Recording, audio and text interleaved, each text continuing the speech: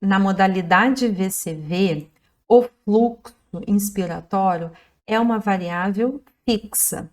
E então, quando a forma da onda de fluxo inspiratório é quadrada, é possível observar durante toda a fase inspiratória, que vai deste ponto até este ponto, o fluxo constante. Observe que não há alteração do valor do fluxo. O valor pré-ajustado de 60 litros por minuto é mantido durante toda a fase inspiratória. Em contrapartida, a pressão inspiratória não é uma variável fixa, ela depende da impedância do sistema respiratório do paciente, portanto, não é constante. Conforme o fluxo, é gerada a pressão inspiratória. Observe que, no tempo de 4,30 segundos, a pressão inspiratória é de 11,83 centímetros de água. Nesse mesmo tempo, de 4,30 segundos, com um fluxo de 60 litros por minuto, foi gerado essa pressão de 11,83 centímetros de água. Conforme o fluxo vai sendo mantido constante durante toda a fase inspiratória, a pressão inspiratória é gerada tendo seu valor crescente durante toda a fase inspiratória até atingir o pico de pressão inspiratória, que para esta situação simulada foi de 19,37 centímetros de água. Na forma da onda de fluxo quadrada, esse pico é bem visível e também tem o seu valor maior quando compararmos com as outras formas da onda de fluxo. E então, quando a inspiração termina, é fechada a válvula inspiratória, a pressão inspiratória sofrerá uma queda do seu valor até o valor da PIP, quando houver o ajuste de PIP. Nesta situação simulada, a PIP foi ajustada em 5 centímetros de água. Portanto, ao fim da fase inspiratória, a pressão cai até o valor de PIP que foi ajustado em 5 centímetros de água. Mas, como eu já disse, isso é na forma da onda quadrada. Porém, aqui no SDVM, há duas outras ondas decrescentes: a trapezoidal e a triangular. Ao alterar para a onda decrescente trapezoidal, vamos ter uma outra configuração. Observe agora a curva de fluxo inspiratória. Como a curva é decrescente, é observado um pico de fluxo inspiratório, que é o valor do fluxo inspiratório pré-ajustado de 60 litros por minuto. Então, pico de fluxo inspiratório de 60 litros por minuto.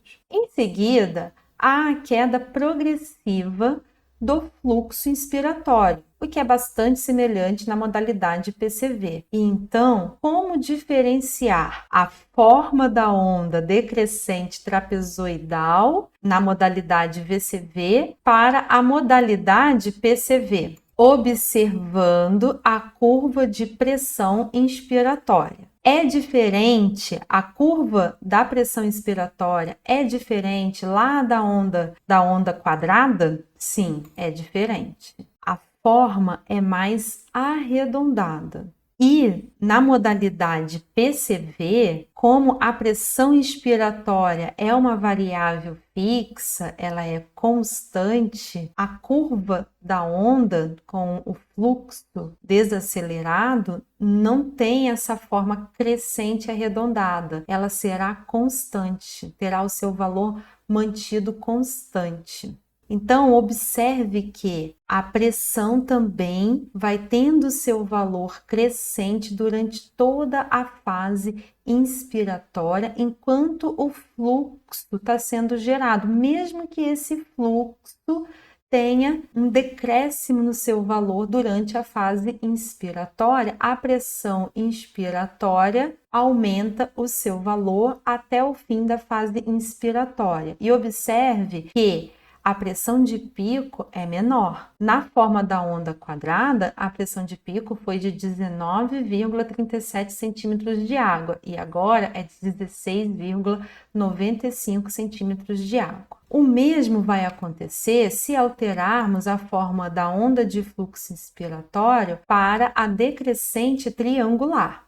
Com a forma da onda de fluxo inspiratório decrescente triangular, é possível observar também um pico de fluxo inspiratório, assim como na decrescente trapezoidal, onde o pico será o valor pré-ajustado de 60 litros por minuto, em seguida a queda progressiva do fluxo. Agora, a curva de pressão inspiratória é ainda mais arredondada na decrescente triangular. Porém, veja que a subida do valor progressivo da pressão inspiratória até atingir o seu pico, que é de 15 centímetros de água. É menos visível o pico de pressão e ainda menor que na forma da onda decrescente trapezoidal. Portanto, é uma maneira de reduzir a pressão de pico sem alterar, por exemplo, o fluxo inspiratório e a modalidade ventilatória. No gráfico de volume pelo tempo,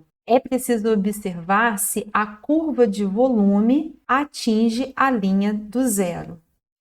Na modalidade PCV, o fluxo inspiratório é uma variável livre. Isso significa dizer que o fluxo inspiratório não tem o seu valor pré-ajustado, não tem o seu valor fixo, depende da impedância do sistema respiratório do paciente. E, portanto, a forma da onda de fluxo é desacelerada, decrescente. E isso pode causar confusão com a modalidade VCV nas outras formas de onda que não a forma de onda quadrada, na decrescente trapezoidal e na decrescente triangular.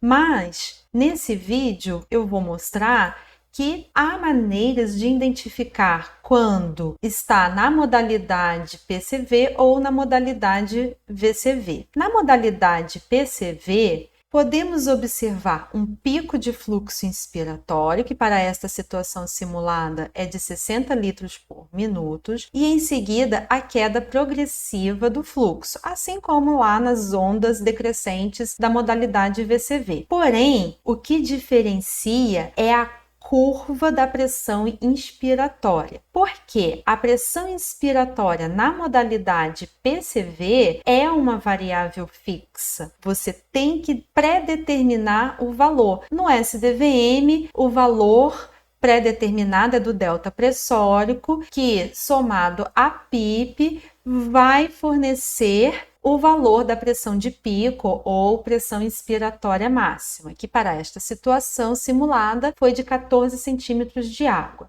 Por esse valor ser fixo, a curva de pressão terá essa forma quadrada, porque o seu valor será constante, o valor de 14 centímetros de água será constante durante toda a fase inspiratória, porque foi o valor pré-ajustado. E aí, qual a importância de diferenciar essas curvas? Na prática clínica, essas curvas podem apresentar alterações e essas alterações interferem no quadro clínico do paciente. Alguns ventiladores, os mais modernos, conseguem sinalizar algumas dessas alterações, como vazamento, mas outras alterações não são sinalizadas. Como não sabemos que tipo de equipamento teremos disponível, é muito importante reconhecer o que é típico para diferenciar do atípico, como as assincronias, o vazamento, a auto-PIP, por exemplo.